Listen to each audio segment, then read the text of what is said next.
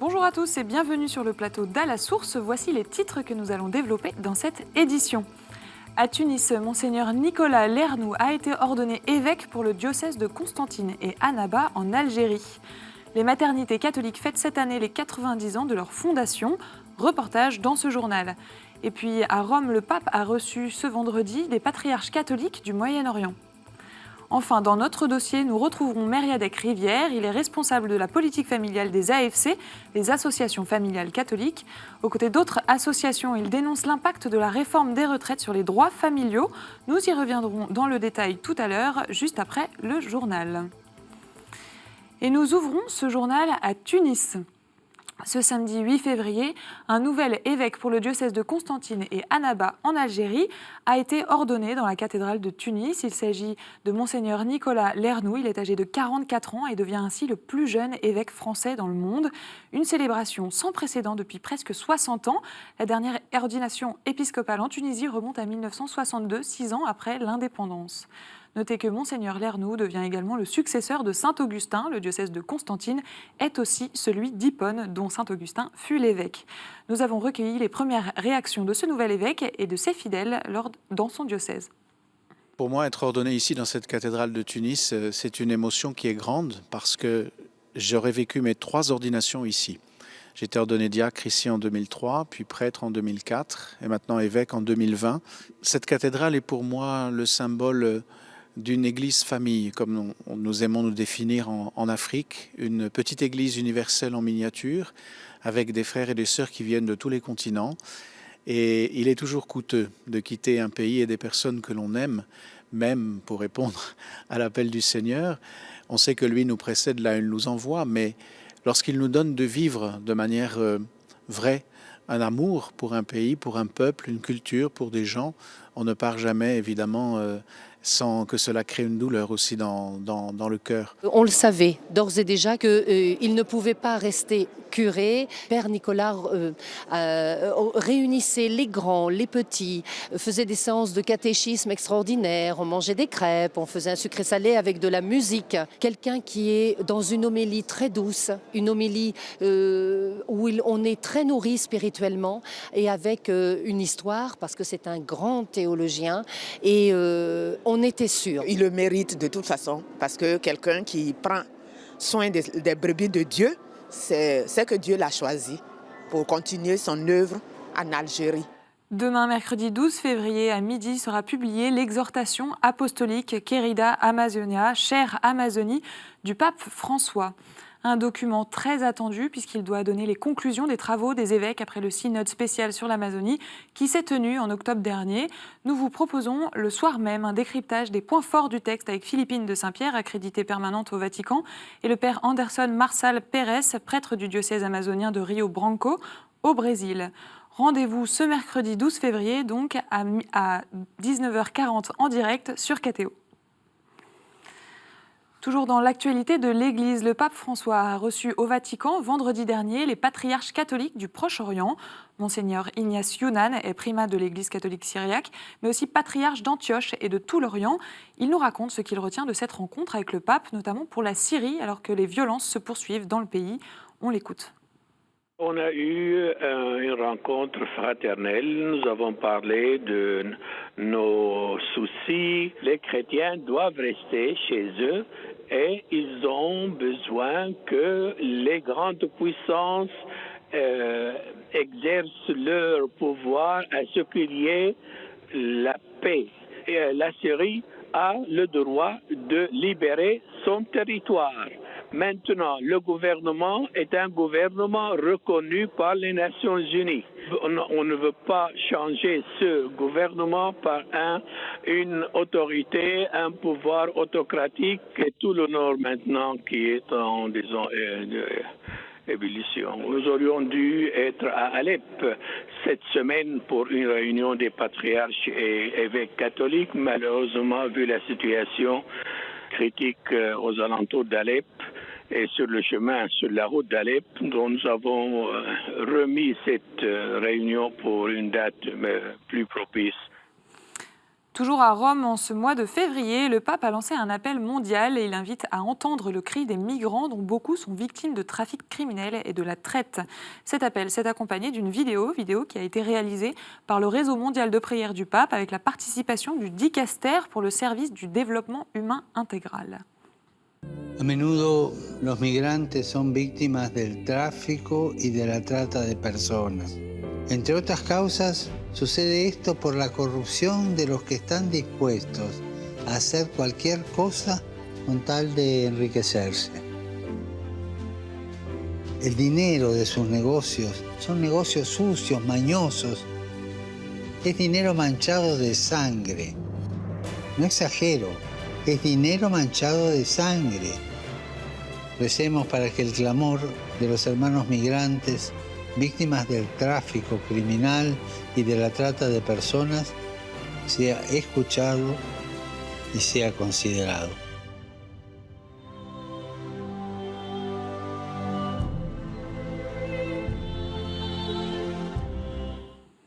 La question des migrants sera d'ailleurs abordée lors du prochain voyage apostolique du pape François.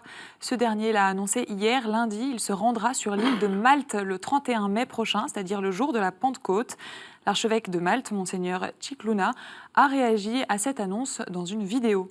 Une vidéo filmée dans un lieu symbolique pour les Maltais, la grotte où Saint Paul, le saint patron de l'île, serait resté pendant 3 mois après avoir fait naufrage. In this hallowed place, the cave where tradition tells us Paul stayed on the island of Malta for 3 months in AD 60, I would like to welcome His Holiness to the islands of St. Paul. He reminded us of our heritage of a welcoming people who welcomed the Apostle Paul and 275 people together with him who were shipwrecked on the shores of these islands. But this is also a reminder that we need to welcome each other, to forgive each other, and to welcome migrants who knock on the shores of our islands, seeking a safe haven and human dignity. Cette grotte est devenue un lieu de pèlerinage. Notez qu'avant François, les papes Jean-Paul II et Benoît XVI s'y sont déjà recueillis. À Paris et pour la première fois en France, la Fondation Lejeune a organisé un événement hors du commun jeudi dernier. Il s'agit d'une soirée entièrement dédiée aux personnes porteuses de handicap mental ou moteur. La réception avait lieu dans le 16e arrondissement de Paris en partenariat avec la fondation américaine Tim Tebow, du nom d'un joueur de football américain. Le principe est simple, les invités porteurs de handicap sont les rois et les reines de la soirée. Quand ils arrivent, ils se font habiller et maquiller par des accompagnants pour ensuite faire des tours en vieille voiture et participer à une soirée dansante, le tout sur le modèle des bals de promo américains. L'événement, qui a réuni environ 300 personnes, a été un grand moment de joie, comme vous avez pu le voir sur ces images. Ce mardi, justement, le président Macron recevait à l'Élysée plusieurs associations et collectifs de personnes handicapées pour la conférence nationale du handicap. L'occasion pour de nombreux acteurs de sonner l'alerte sur les inégalités de traitement que subissent ces personnes. Nous sommes allés rencontrer Cyril Douillet, membre de l'Office chrétien des personnes handicapées. Il nous explique son point de vue sur cette rencontre. Je voudrais dire un chiffre qui m'a frappé en écoutant ce matin la conférence. Il y a eu une grosse consultation qui a été réalisée sous l'égide du secrétariat d'État pour les personnes handicapées par le site mec.org. Et cette consultation, on a eu les résultats ce matin et 55% des personnes consultées considèrent que l'État doit être l'acteur prioritaire du changement par rapport au handicap. En tant que chrétien, mais en tant que citoyen, j'aimerais questionner, je n'ai pas forcément de réponse, mais questionner ce point de vue qui est que finalement l'État devrait intervenir dans tous les domaines pour répondre aux besoins des personnes avec un handicap. Pour lui, la situation s'améliorera surtout si l'on encourage le travail des associations sur le terrain. Il me semble que le handicap est l'affaire de tous, que les associations notamment, et le tissu associatif, le tissu local est le plus proche des personnes et donc a une capacité à répondre aux besoins, à entendre les besoins et à y répondre. Voilà. Après, il y a la culture. On voit bien le problème, notamment dans l'école, mais aussi dans l'entreprise, de la méconnaissance du handicap et donc de la difficulté à accueillir des personnes avec un handicap au sein de l'entreprise. Ça tient très souvent à de la méconnaissance, à de l'ignorance, à des préjugés. Et tout ça, ce n'est pas l'État qui va décréter un changement de regard sur les personnes avec un handicap. Ça se fait par la culture, par des rencontres. Et puis, en bref, jeudi dernier, les délégués des Légionnaires du Christ ont élu le père John Connor, supérieur général de la congrégation, une nomination qui intervient en plein travail de refondation de la communauté. Cette dernière fait face aux révélations d'abus sexuels qui ont marqué le fondateur et la congrégation. Et puis, pour clore ce journal, nous sommes rendus à Cambrai à la rencontre des petites sœurs des maternités catholiques qui fêtent cette année les 90 ans de leur fondation par Marie-Louise Lantelme. Présentes dans plusieurs pays, elles ont toujours eu pour vocation d'accompagner les mères dans leur grossesse. Une vocation qui reste la même aujourd'hui, même si les manières d'accompagner les mères ont évolué. Reportage.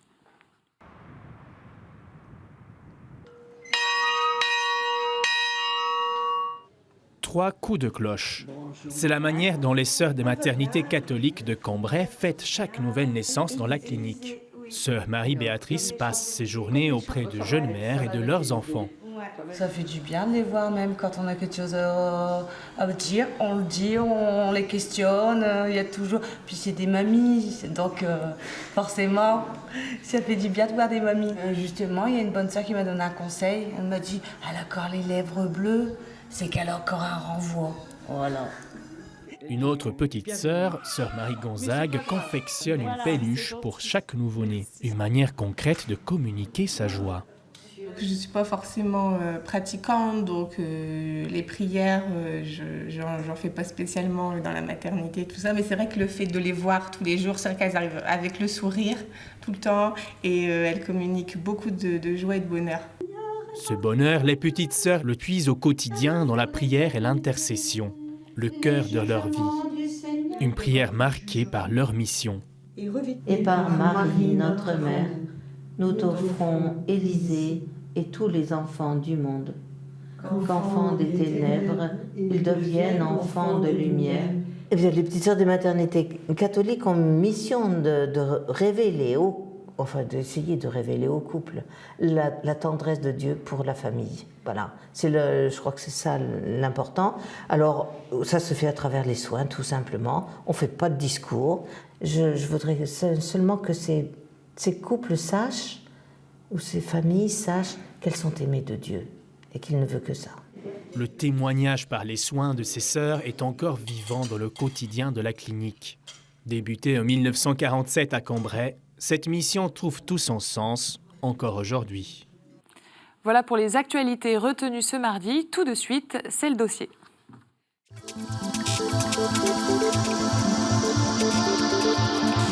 Et dans notre dossier, nous retrouvons Mériadec Rivière. Bonsoir Mériadec. Bonsoir. Merci beaucoup d'être avec nous sur ce plateau. Alors, vous êtes responsable de la politique familiale pour les AFC, les associations familiales catholiques. Avec vous, on va revenir sur un sujet qui fait l'actualité depuis plusieurs mois, la réforme des retraites. Vous avez choisi de le traiter avec un angle particulier. En quoi impacte-t-il les droits familiaux, la famille ? Vous publiez donc un texte qui dénonce plusieurs points de cette réforme des retraites, aux côtés. Vous publiez ce texte aux côtés d'autres associations, Famille de France, la Confédération syndicale des familles, les associations familiales protestantes, Make Mother Matter, voilà, plusieurs associations. Donc, est-ce que vous pouvez nous expliquer dans un premier temps cette démarche ?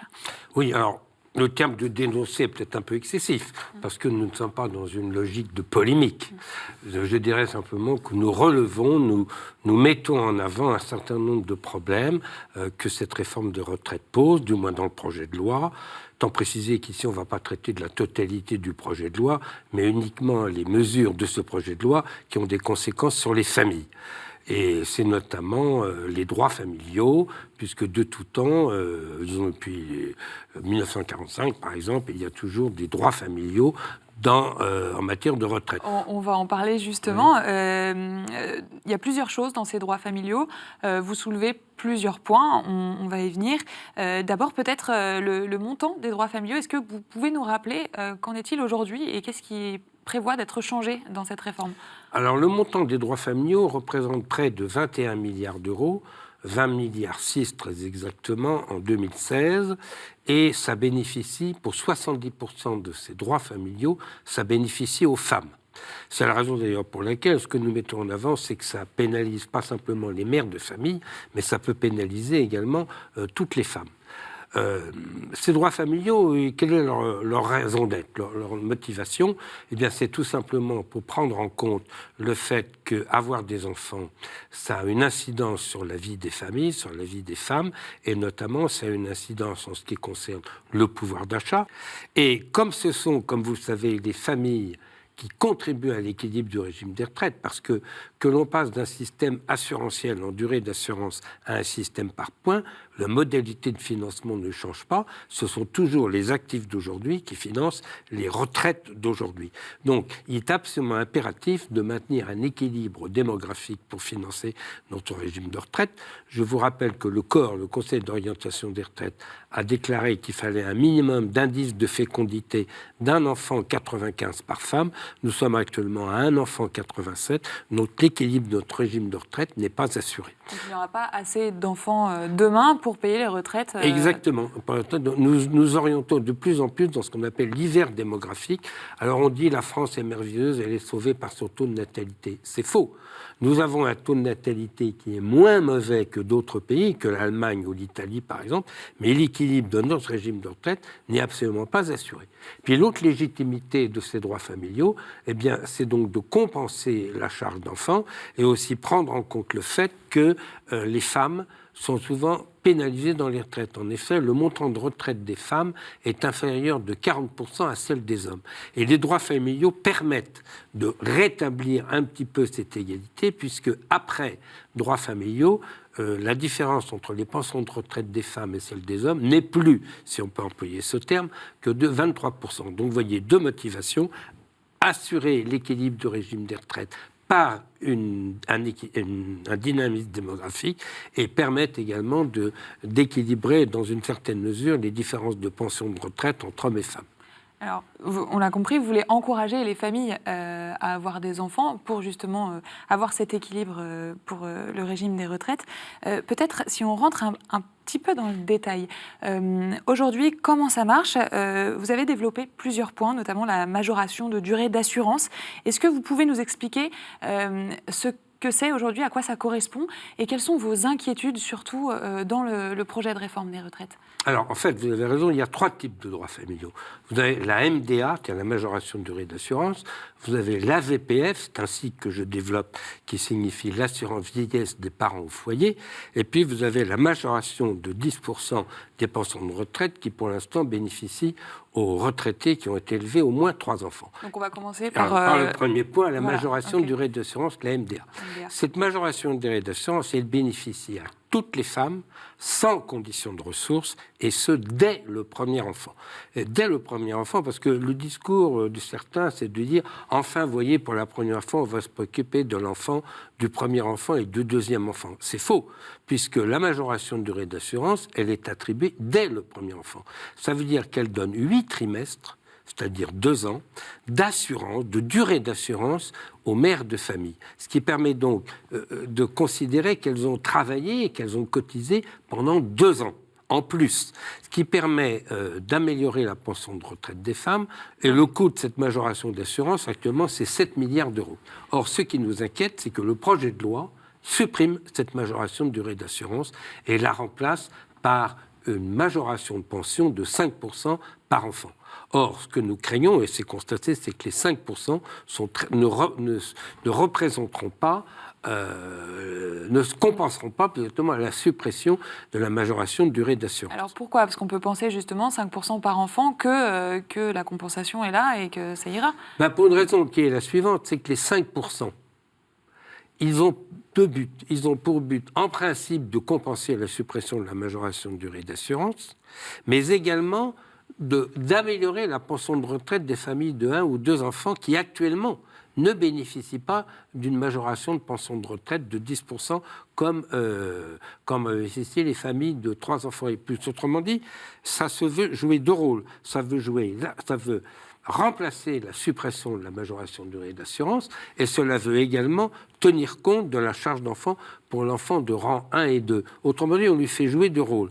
Et ce que nous considérons, c'est que ce n'est pas très sain. Nous nous proposons d'attribuer des points forfaitaires pour chaque naissance. C'est-à-dire, et nous proposons d'attribuer 1200 points pour chaque naissance, c'est-à-dire 1200 points pour le premier enfant, à nouveau 1200 points pour le deuxième enfant, à nouveau 1200 points pour le troisième enfant, ce qui fait donc 3600 points pour une mère de famille qui a eu par exemple 3 enfants, qui permettrait donc de majorer sa pension de retraite. Alors, il y a beaucoup de chiffres, il y a beaucoup de choses, effectivement.